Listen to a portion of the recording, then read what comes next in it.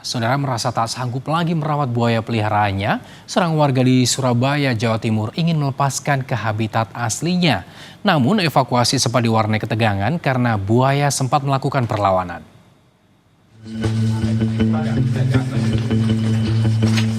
Dengan hati-hati, petugas Badan Penanggulangan Bencana Daerah Kota Surabaya berusaha mengevakuasi seekor buaya berukuran 2 meter dari rumah seorang warga.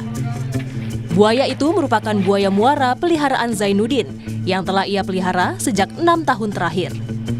Sekarang ia mengaku tak sanggup lagi merawat buaya itu dan meminta petugas untuk mengevakuasi buaya dari rumahnya untuk dikembalikan ke habitatnya.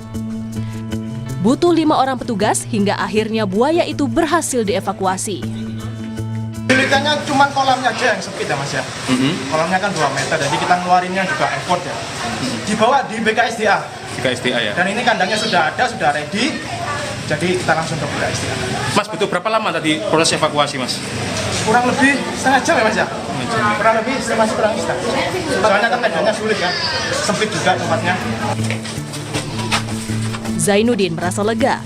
Buaya peliharaannya kini telah dievakuasi dari rumahnya.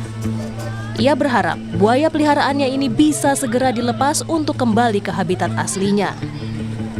Saya lega Mas, terima kasih sama teman-teman.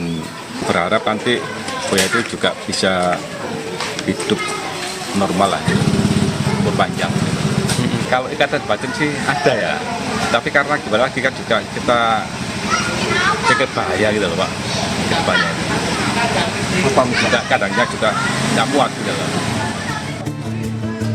Setelah dievakuasi, buaya muara itu dibawa ke Badan Konservasi Sumber Daya Alam BKSDA Kota Surabaya untuk penanganan lebih lanjut. Tim Liputan, Kompas TV.